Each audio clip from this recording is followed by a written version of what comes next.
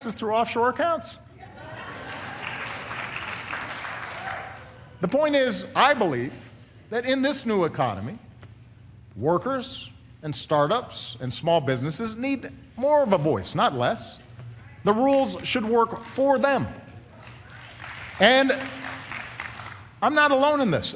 This year I plan to lift up the many businesses who figured out that doing right by their workers or their customers or their communities ends up being good for their shareholders. And I want to spread those best practices across America. That's part of a brighter future.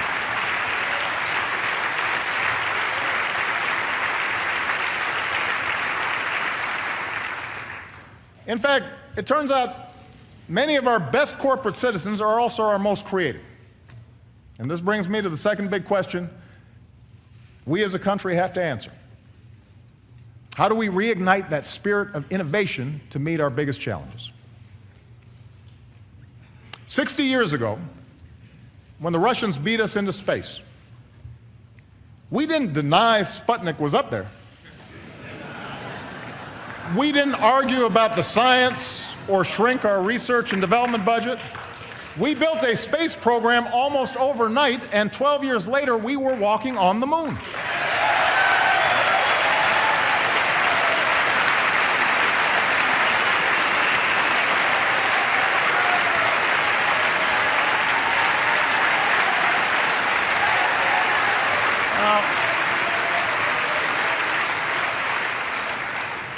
That spirit of discovery is in our DNA.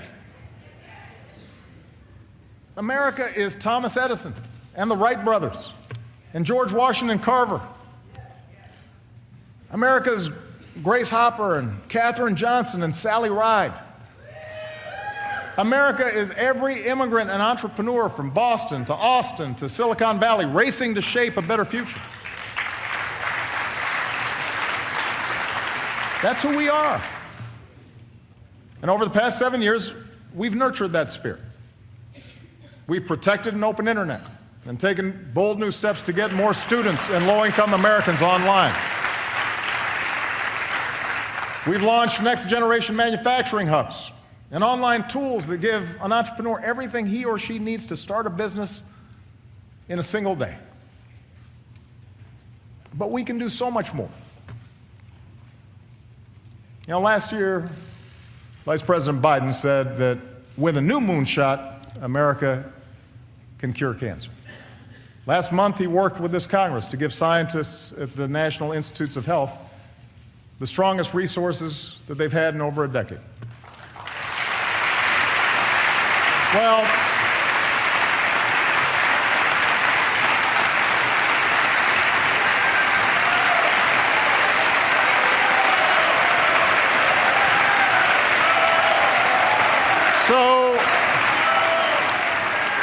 So tonight I'm announcing a new national effort to get it done. And because he's gone to the mat for all of us on so many issues over the past 40 years, I'm putting Joe in charge of mission control. For the loved ones we've all lost, for the families that we can still save, let's make America the country that cures cancer once and for all. What do you say, Joe? Let's make it happen.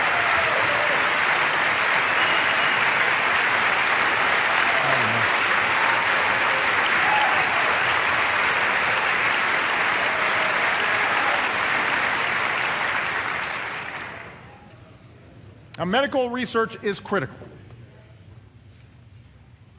We need the same level of commitment when it comes to developing clean energy sources.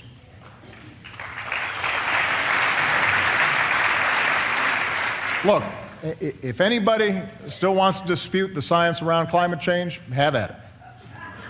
You will be pretty lonely because you'll be debating our military, most of America's business leaders, the majority of the American people, almost the entire scientific community, and 200 nations around the world who agree it's a problem and intend to solve it. But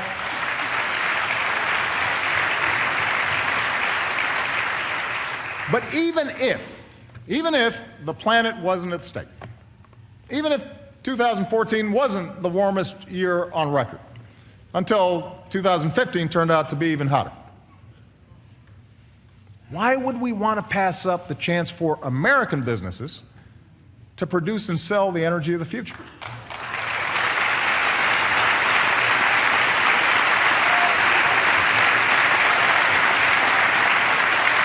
Listen,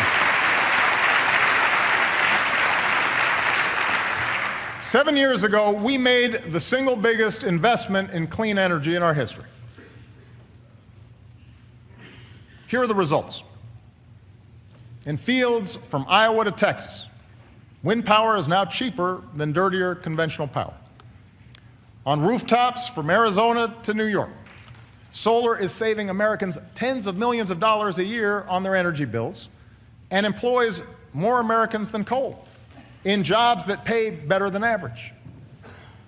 We're taking steps to give homeowners the freedom to generate and store their own energy, something, by the way, that environmentalists and Tea Partiers have teamed up to support. And meanwhile, we've cut our imports of foreign oil by nearly 60% and cut carbon pollution more than any other country on earth.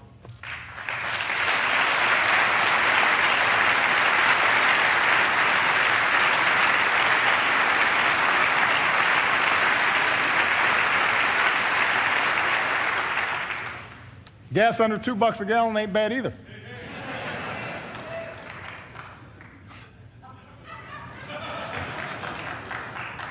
Now we've got to accelerate the transition away from old, dirtier energy sources.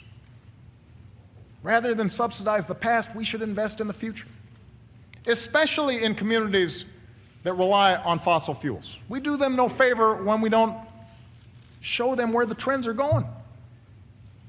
And that's why I'm going to push to change the way we manage our oil and coal resources so that they better reflect the cost they impose on taxpayers and our planet. And that way we put money back into those communities and put tens of thousands of Americans to work building a 21st century transportation system.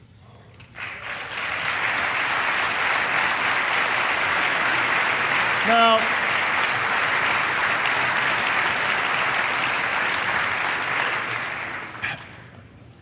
none of this is going to happen overnight.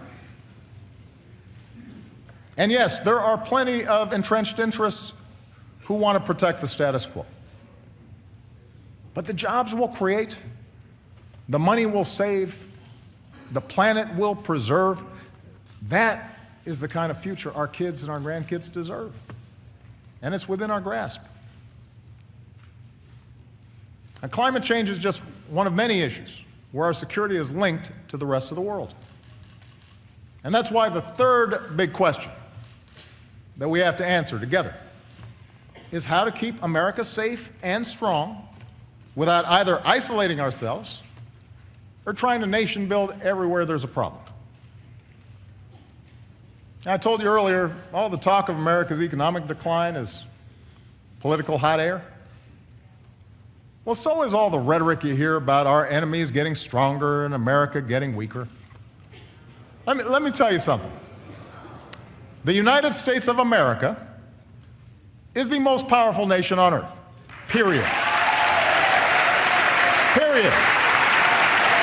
It's not even close. It's not even close.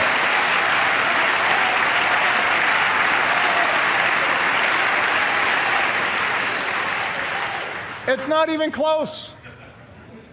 We spend more on our military than the next 8 nations combined. Our troops are the finest fighting force in the history of the world.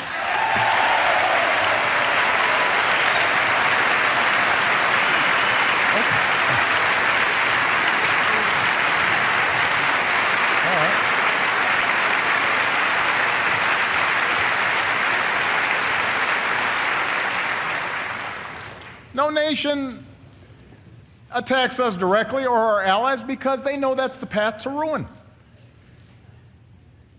Surveys show our standing around the world is higher than when I was elected to this office, and when it comes to every important international issue. People of the world do not look to Beijing or Moscow to lead, they call us.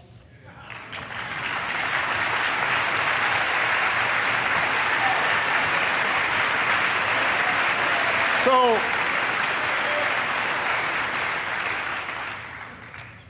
I think it's useful to level set here. Because when we don't make good decisions. Now, as someone who begins every day with an intelligence briefing, I know this is a dangerous time.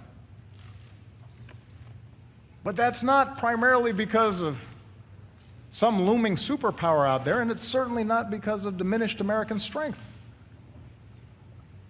In today's world, we're threatened less by evil empires and more by failing states. The Middle East is going through a transformation that will play out for a generation, rooted in conflicts that date back millennia. Economic headwinds are blowing in from a Chinese economy that is in significant transition. Even as their economy severely contracts, Russia is pouring resources in to prop up Ukraine and Syria, client states that they saw slipping away from their orbit. And the international system we built after World War II is now struggling to keep pace with this new reality. It's up to us, the United States of America, to help remake that system. And to do that well, it means that we've got to set priorities. Priority number one is protecting the American people and going after terrorist networks.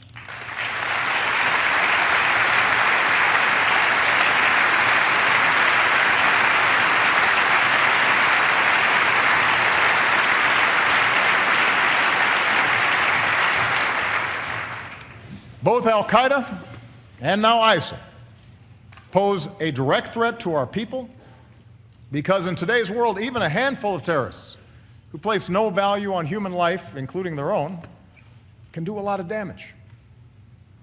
They use the internet to poison the minds of individuals inside our country. Their actions undermine and destabilize our allies. We have to take them out. But as we focus on destroying ISIL, over-the-top claims that this is World War III just play into their hands. Masses of fighters on the back of pickup trucks, twisted souls plotting in apartments or garages, they pose an enormous danger to civilians. They have to be stopped. But they do not threaten our national existence. That is the story ISIL wants to tell. That's the kind of propaganda they use to recruit.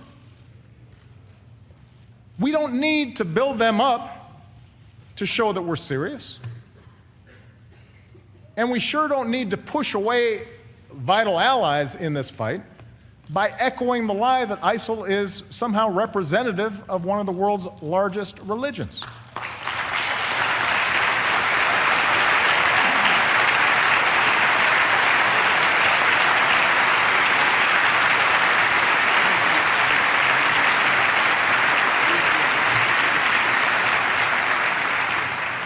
We just need to call them what they are, killers and fanatics who have to be rooted out, hunted down, and destroyed.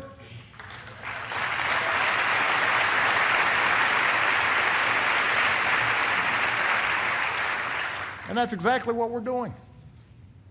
For more than a year, America has led a coalition of more than 60 countries to cut off ISIL's financing, disrupt their plots, stop the flow of terrorist fighters, and stamp out their vicious ideology. With nearly 10,000 airstrikes, we're taking out their leadership, their oil, their training camps, their weapons. We're training, arming, and supporting forces who are steadily reclaiming territory in Iraq and Syria. If this Congress is serious about winning this war and wants to send a message to our troops and the world, authorize the use of military force against ISIL. Take a vote.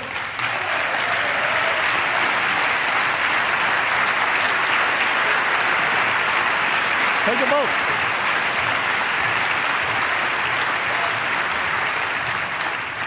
But the American people should know that with or without congressional action, ISIL will learn the same lessons as terrorists before them. If you doubt America's commitment, or mine, to see that justice is done, just ask Osama bin Laden. Ask the leader of al-Qaeda in Yemen, who was taken out last year, or the perpetrator of the Benghazi attacks, who sits in a prison cell. When you come after Americans, we go after you. And it may take time, but we have long memories, and our reach has no limits.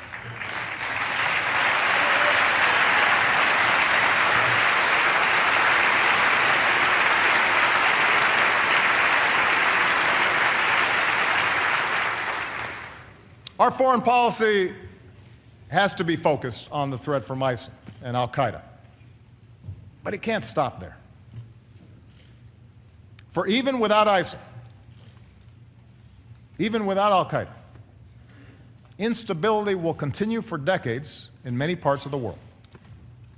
In the Middle East, in Afghanistan and parts of Pakistan, in parts of Central America and Africa and Asia. Some of these places may become safe havens for new terrorist networks. Others will just fall victim to ethnic conflict or famine, feeding the next wave of refugees. The world will look to us to help solve these problems.